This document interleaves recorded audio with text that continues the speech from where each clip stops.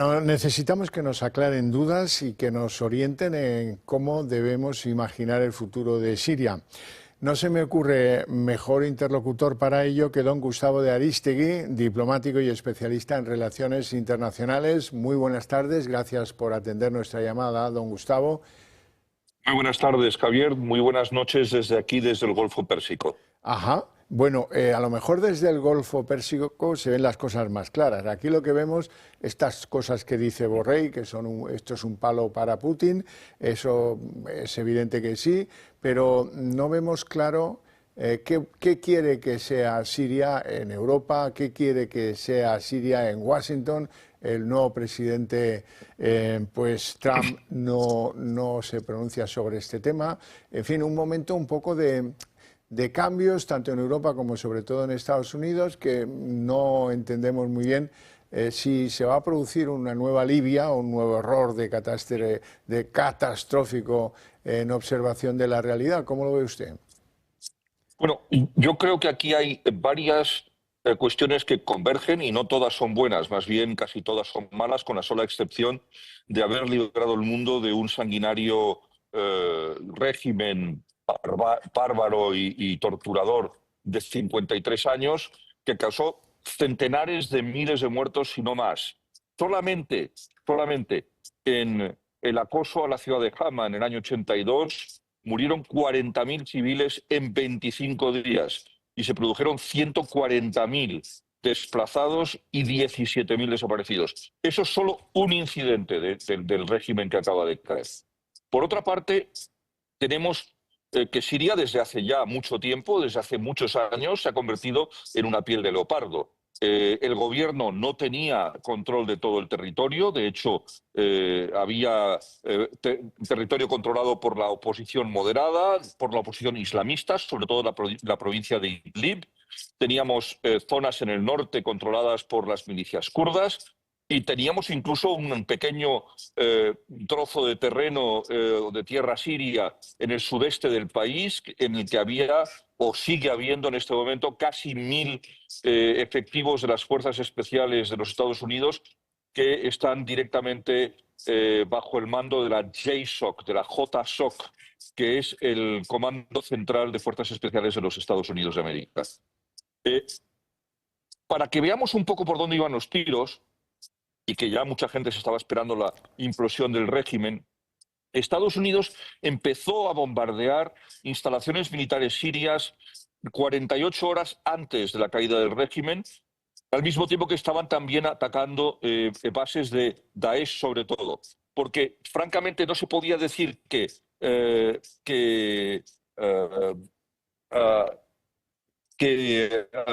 Al-Qaeda tuviese fuerza o que fuese una amenaza del mismo calibre que Daesh o que ISIS. Tenemos una segunda cuestión que tenemos aquí.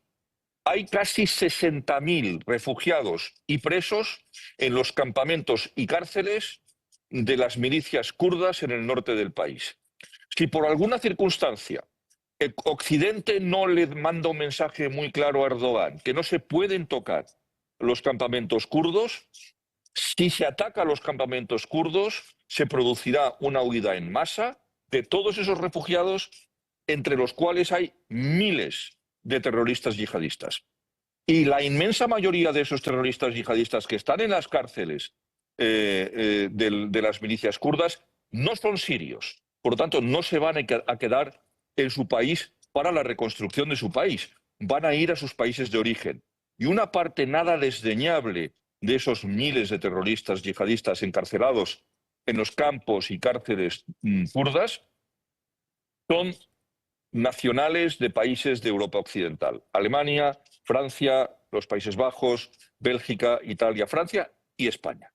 Con lo cual, si no conseguimos exigir a Turquía, un control férreo de sus fronteras y un compromiso inequívoco con la estabilidad de la nueva Siria, vamos a tener, uno, una nueva oleada de refugiados en Europa y dos, y casi más grave, sin duda más grave, una oleada de atentados terroristas en Occidente, como lamentablemente se han visto con cuentagotas. Muchos de ellos, y lo hemos visto en Alemania, Francia y en otros países de Europa, eran eran peticionarios de asilo que bajo el disfraz o bajo la excusa de la petición de asilo eran en realidad personajes completamente radicalizados, ya fuera en Internet o en los campos de refugiados donde habían estado. Y Pues, tenemos un tercer elemento.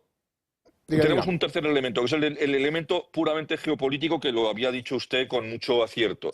Es verdad que estamos ante una pérdida de un peón extraordinariamente importante para Rusia. No olvidemos que Rusia tenía dos bases en Siria, una aérea, que estaba en Tarsus, y una naval.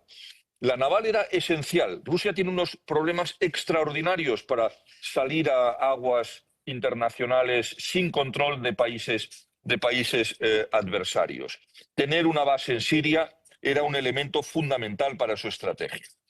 Pero quien es el mayor perdedor, el mayor derrotado de este episodio de la historia reciente de Oriente Próximo es sin duda ninguna Irán, que se queda sin el mayor aliado de la región, porque obviamente Hezbollah es un actor no estatal y el régimen sirio, aunque debilitado, era un Estado con 190.000 kilómetros cuadrados, 20 millones de habitantes y un ejército temible. Ujú. Y en esas, Israel, que sigue su ofensiva y que está a solo 20 kilómetros de Damasco. Bueno, no va a llegar la sangre hasta Damasco. Es decir, que el ejército de Israel se va a quedar en puertas, está limpiando la zona que se llama de buffer zone, la zona de nadie que hay entre los altos del Golán y las zonas militarizadas sirias. Justamente lo que están haciendo es ocuparlas para evitar que el nuevo régimen caiga en la tentación, porque obviamente uno de los principales o las principales obsesiones de los grupos yihadistas, y el HTS lo es, no lo olvidemos, es la destrucción del Estado de Israel. Por lo tanto, la ocupación de esa parte de territorio que en su día formó parte de un acuerdo de alto el fuego entre Siria e Israel en el año 67, no ha sido en este momento respetado porque el ejército israelí ha considerado que no ocupar ese terreno era una grave irresponsabilidad y que podía ser, en efecto, un foco de riesgo y de peligro para las localidades de Galilea.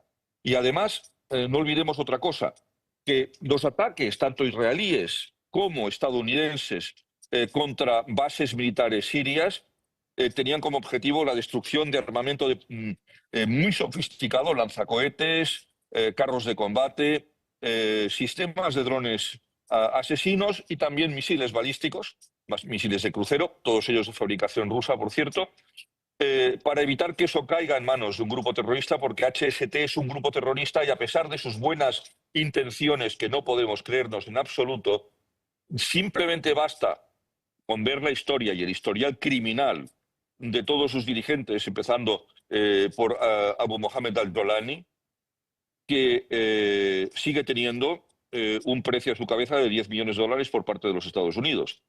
Pero también conviene analizar el nombre de la organización. Cuando se llama Hayat al-Tahrir al-Shams, lo que quiere decir es que es el alma de la liberación del Levante o del País del Sol, que es lo mismo que el Levante en árabe.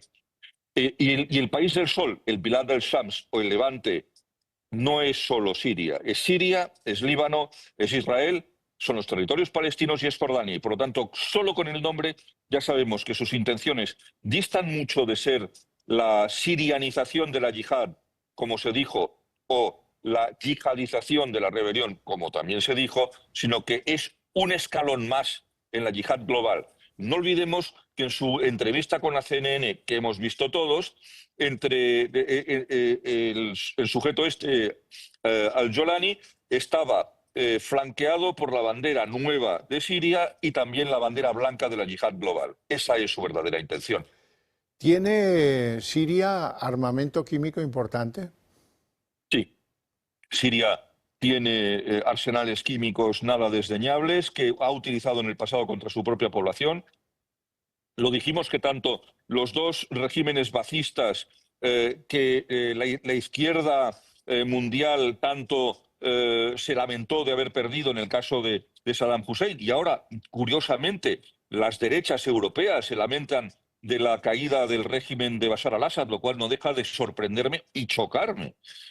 Bueno, pues para que nos hagamos idea de la capacidad que tienen estas armas químicas, por ejemplo, Saddam Hussein en la ciudad de Halabja mató en 15 minutos a 4.000 personas, es decir, más que lo que se le atribuye a la dictadura de Pinochet en 16 años, solo en 15 minutos.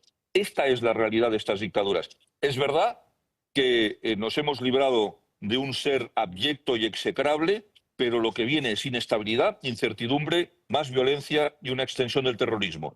No puede, no debe, creo yo, Occidente, Estados Unidos, Europa, la OTAN, inmiscuirse en el terreno en Siria, pero sí tenemos que exigir a un miembro de la OTAN, que es Turquía, a que sea muy vigilante, muy estricto y muy severo en la protección común, de la seguridad común de todos los Estados miembros de la OTAN, porque esa es una cuestión fundamental. Y no olvidemos tampoco que esto no hubiese sido posible sin el apoyo de las Fuerzas Armadas turcas y sin el apoyo de la Fuerza Aérea turca. Por eso los rusos, que tenían muy pocos efectivos aéreos en Siria y estaban todos concentrados en Ucrania, de la misma manera que lo hizo también Hezbollah, solo tenía 2.000 de los 20.000 hombres que hasta hace muy poco tenían en Siria.